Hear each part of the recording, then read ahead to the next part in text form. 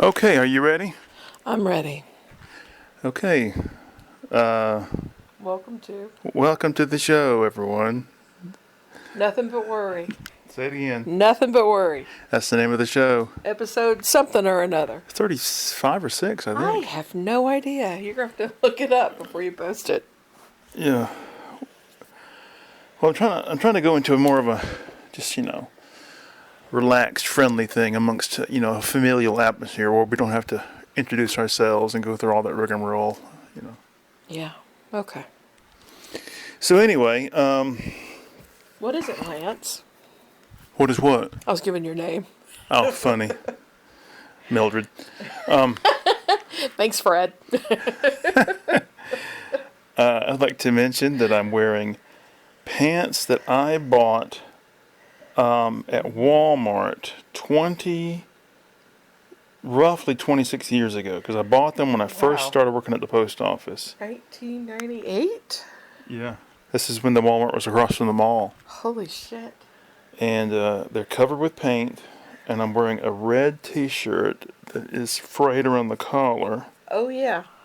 And I'm wearing a frayed t-shirt myself.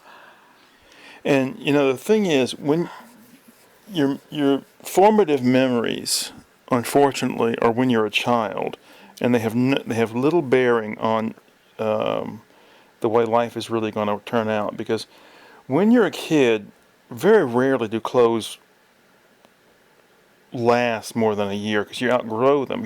Yeah. You're not in them long enough for them to just become tattered mess. But I have clothes now that I thought were just stunning when I got them, and now they're worn out. Favorite. And those clothes are quite baggy. You must have been larger then. I don't know. I mean, I feel like I've gained 5 or 6, 7 pounds since I started working in Athens again, because I got more time to eat. Oh dear. So, how'd you sleep today? Poorly. How'd you sleep?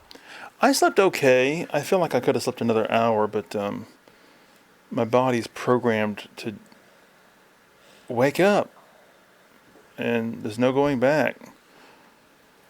Let's see. What has happened this weekend? We have no lawn service. Did you check into that? I sent him a message. I haven't heard anything back, so I've just started soliciting for new lawn services. Okay. They raised their rates 50% without telling me, and the work has been less. It's just crap. So Well, maybe you can find somebody that's cheaper. maybe not. We'll probably have to buy a damn lawnmower and tell Peter to get his ass out on it and mow the grass. Well, we have one. Just got to get it working. Just got to get it running. It was working last year when it was redelivered, but who knows?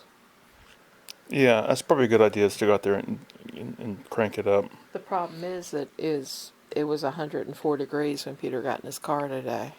Mm-hmm. And You just cut it in the morning, before it gets too hot.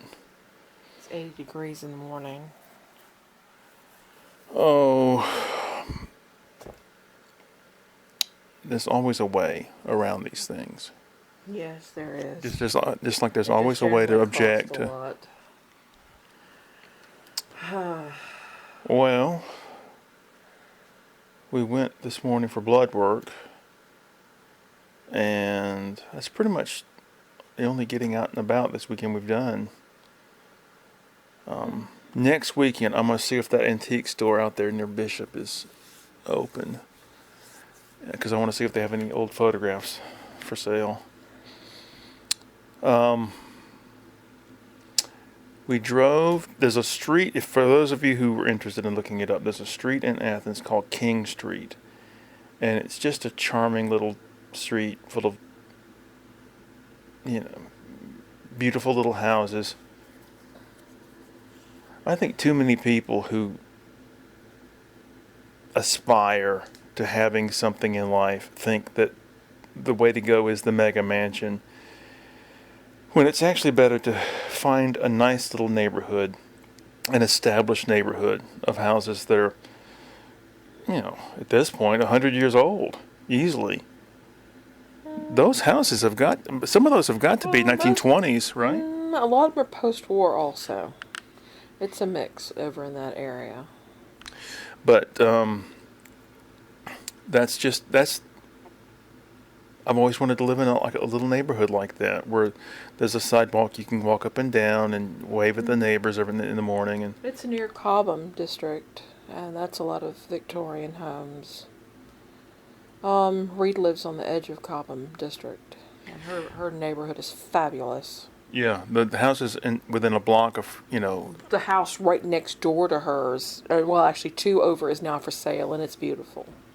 oh, well, we'll look into buying it then. If only. Buy it for her. You got 750,000? I'll have to check my desk. Could be $1 million in that neighborhood. Yeah, she lives in a really nice neighborhood. She's very fortunate. Well, let's see what else is going on. I didn't get much done last night. I don't know. Sometimes painting is like pulling teeth. Why don't you come up with something to say? Something to say. Come on now. Something? Anything? No dead air. No dead. But. Okay, I'll tell you something. I may have already mentioned this, but last week, and I started working on a new song, and I was trying to think of a rhyme, a word that would rhyme with tree, and had to fit. It has to fit a certain meter. So I thought of the word panoply, but I wanted to get the exact definition, make sure So I look up the word panoply online, and for associative fun, I hit images. I find out there's a band from Canada, I think it was Canada, in the 90s, early 2000s, called the Panoply Academy. And I'm just curious, because they had pictures of the band, and they're just four normal-looking college guys, found one of the albums on YouTube and started listening to it, and it's pretty good.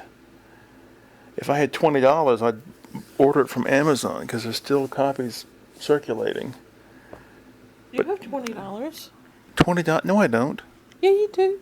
I don't have $20 to throw around on an album. Yeah, you do. No, I'm not going to do that. Okay. But anyway, it's just another example of all the stuff out there is to discover. And you'll never get to the bottom of the well, because the well keeps getting bigger. Same with books, same with movies, same with artwork. Some of the best dreams I've ever had are where I find a treasure trove of comic books. I have had dreams, it's like, oh my God, this secret room full of hidden treasures. Wait a minute, I grew up with Treasure Island, Long John Silver, and Walt Disney movies, so that's not my idea of treasure. My treasure has to do with an old chest and Spanish doubloons and a galleon's hoard, I don't know. I just, Comic books, that's cute. Yeah. Which goes to prove my theory. Every woman is married to a 13-year-old male. Well, I was looking at, I might have been looking at an issue of Fluid Glacial today. It was something, or actually it may have been that Stan Mack book I have, but I have these sudden flashes every so often of memories, formative memories. Anyway, I think that whole time, those 2 summers I spent with Jonathan, were really influential, because he introduced me to so many things. Mad Magazine was one of them. and it was this flash of, oh, oh my God, there's so many wonderful things in the world to experience, you know?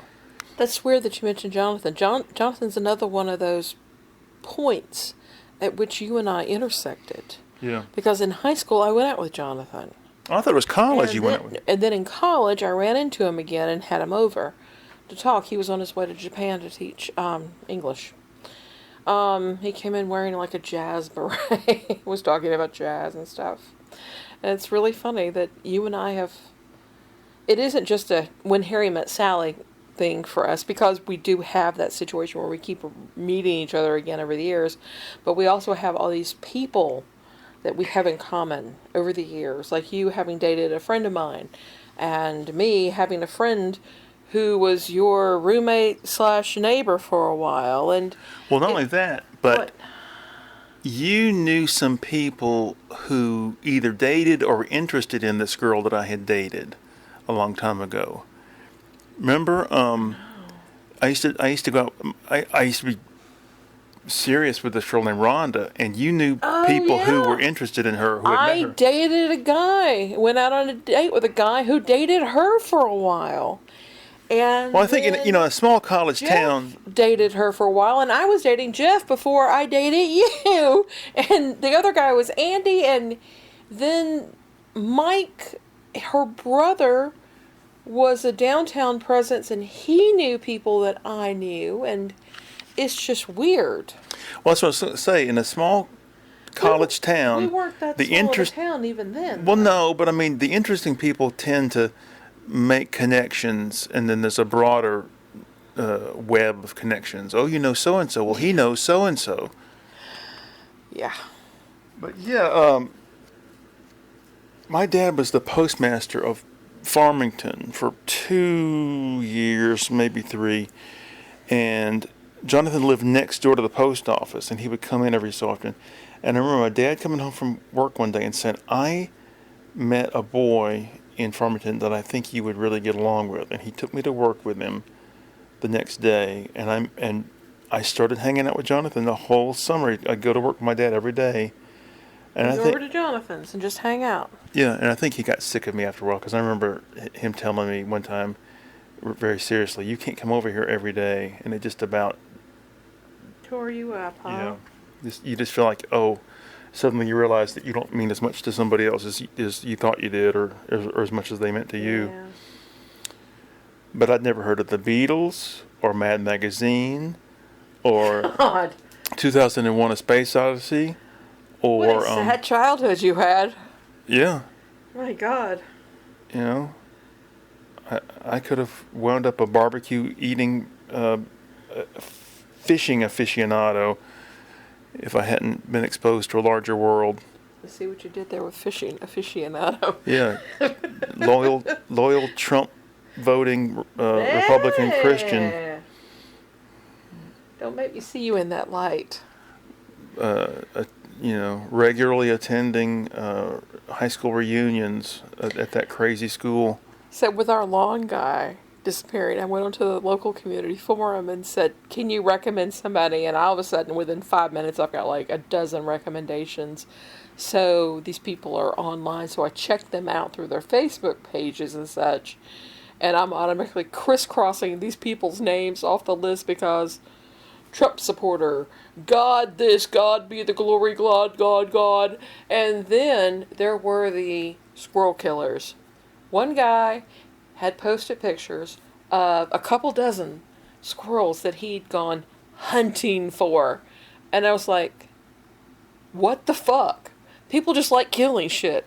Do you remember the one day we were driving around randomly, and we turned off this road off Athena, and we wound up Yes. next to this compound, this barn. They had tacked up animal skins. pelts. Yes, it was freakish. And- And we were like, turn around, go the other way, run away. Get out of here as quickly as possible. Yeah. Some people you just, to run the fuck away from. I remember one of the first service calls we had when we moved in here. Some guy came over, I guess a plumber, and he saw that I had a wire mesh strainer in the sink, you know, to catch stuff so it doesn't go down and You're right, clog the yeah. thing. And his response was, "This would be really good for catching all the dove bones." Dove? You had dove? Yeah, they got tiny little bones. I thought he wanted to catch the shot when he was cleaning it out of the meat. Oh, it was that too. It was all of it. It was just disgusting. And as soon as he said it, it was just like having not just my stomach turn, but my whole existence want to run away from my own house. Like, what kind of person are you? We live in a society where you can go and get chicken at Bojangles and Walmart, you know, 24 hours a day. Why do you need to go and hunt little birdies? Yeah, I don't understand any of it.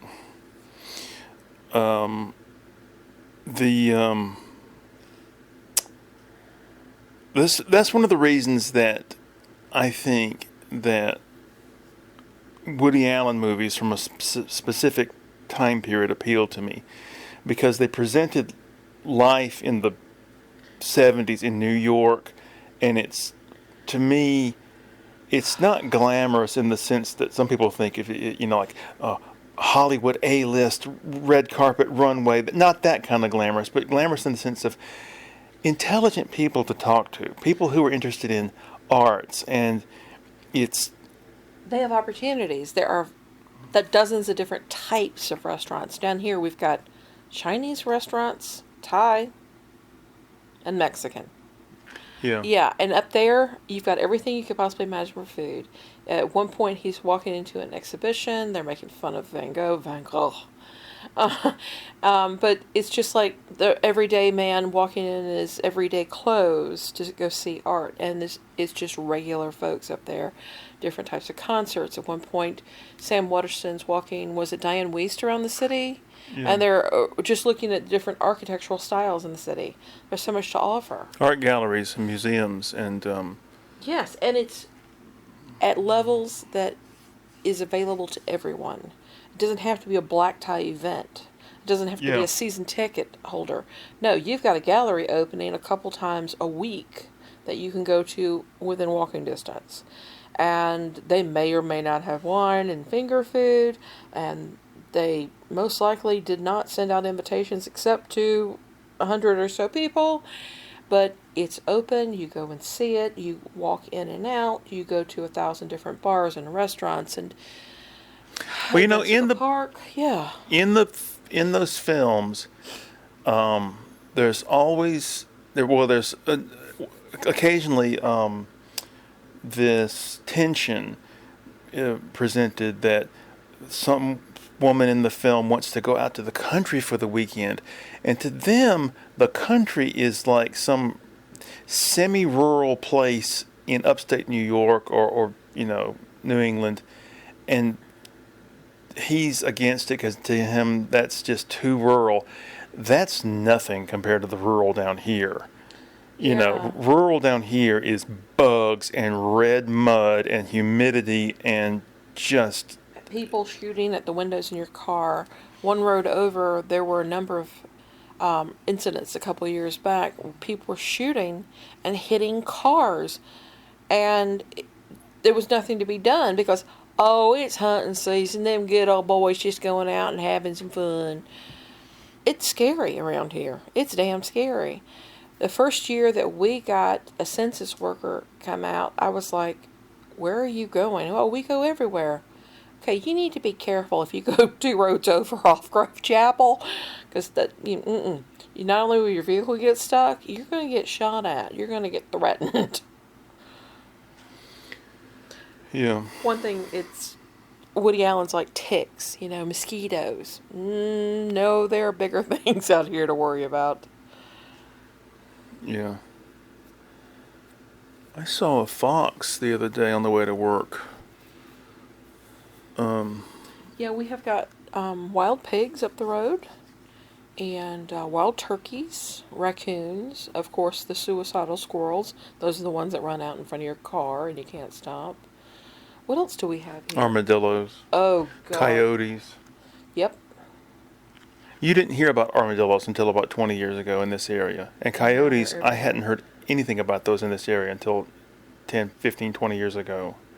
And they're moving here, I guess, because climate change pressures are pushing them to migrate further and further. And there's been a couple of big cat sightings in Georgia now. That's coming up when I from was a Florida. kid. That's puma type of things. Well, when I was a kid, you would hear wildcats, bobcats occasionally in the woods. Bobcats are different, but yeah. I remember a number of years ago when your dad was still living next door, he had piled up all this grass from the lawnmower dumper, and a family of foxes made a nest. They burrowed out a little nest in this pile, and they were sitting down there, a mother, father, and their kits. Mm. And of course, we've got tons of deer. Deer everywhere. Too many deer. Yeah. Oh, we had a family of raccoons up in the old pear tree out in the yard for a while. It was really funny because the mama would take the babies up into the tree to get all the nasty little pears. This was the ornamental pear tree. And, vultures. We have vultures. Oh my God, they've been sunning themselves in the backyard. Peter said that they sun themselves in the sun to get mites and other things off of them as a cleaning type of thing. And they will go out and sit in the backyard here and spread their wings. And they are enormous. Yeah. Well, I'm trying to think if there's anything substantive we can talk about in the next couple of seconds, because we got to wrap this up. George Rockhall Schmidt has a great thing on It's depressing. private equity firms. It's revealing. It's scary. We're all slaves. If they ever privatize the post office, it's over. Fact. Because the only answer, the only weapon that the common people have to fight against all this shit is labor unions. And that's one of the reasons they want to destroy the post office, is because the post office has one of the largest and strongest unions in the country. The only thing that saved them so far is that they are the number one employer, the largest employer of veterans, U.S. veterans. Yeah, well, okay. Anything else to add? Good night. We've been watching Monty Python a lot lately, and it's just amazing how brilliant that show is, still after 50-something years. So, might watch a little more of that. And that's about it. Yep. I'm going to go make some rolls, and we're going to do a crossword now. All right, bye-bye.